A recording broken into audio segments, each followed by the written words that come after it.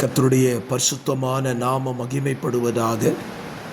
ஆசீர்வாதமான ஒரு நல்ல காலை நேரத்திலேயும் பாளையங்கோட்டை இந்திய தேவ சபையிலிருந்து காலை மன்னாவை உங்களுக்கு வழங்குவதில் மிகுந்த சந்தோஷம். கர்த்தர் கிருபையாய் கொடுத்திருக்கிற ஒரு புதிய நாளுக்காக நன்றி சொல்லுங்கள். இந்த மாதம் 30ஆம் தேதி வியாழக்கிழமை காலை வேளை. இந்த காலை வேளை தியானத்திற்காக 2 சாமுவேல் 9ஆம் அதிகாரத்தை வாசித்து தியானியுங்கள். இந்த அதிகாரத்தில் தாவீதனுடைய ஒரு செய்கையை இந்த இடத்துல நீங்கள் வாசிக்க முடியும்.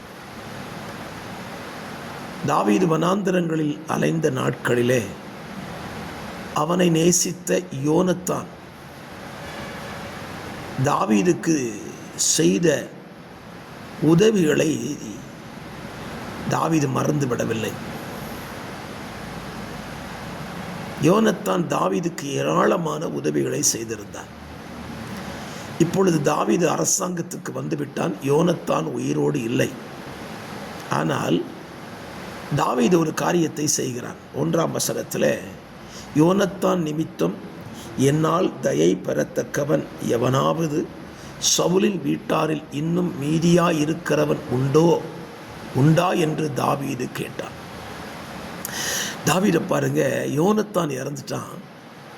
ஆனாலும் அவனுக்குள்ள ஒரு ஸ்தோத்திர தாக்கம். எனக்கு நன்மை செய்த யோனத்தானின் குடும்பத்திற்கு நான் ஏதாவது நன்மை செய்ய வேண்டும்.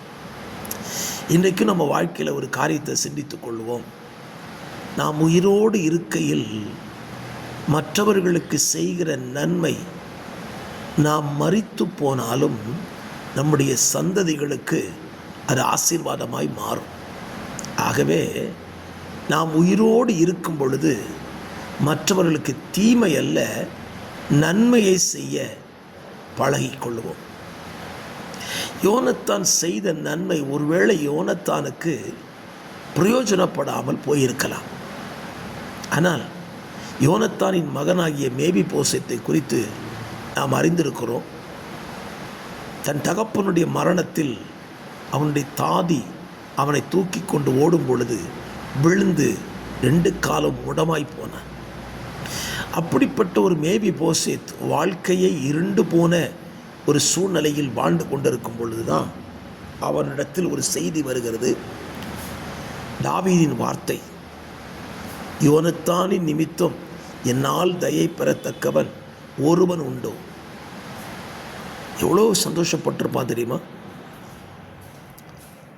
மேவிபோசேத் வாழ்க்கையில் நினைச்சு கூட பார்த்துருக்க மாட்டான். அதில் கேட்கிற கர்த்தருடைய பிள்ளைகளே, உங்கள் பிள்ளைகளுக்கு நன்மைகளை சேர்த்து வைத்து விட்டு போங்கள்.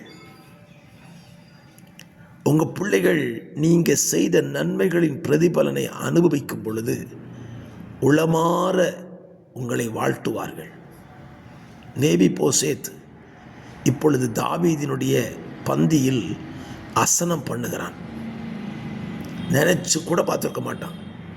ராஜ பந்தியில் உட்கார்ந்து சாப்பிட்றதுக்கு மேவிபோசேத் எந்த நன்மையும் செய்யலை. ஆனால் அவன் தகப்பன் செஞ்ச நன்மை அவனை ராஜ பந்தியில் உட்கார வச்சது.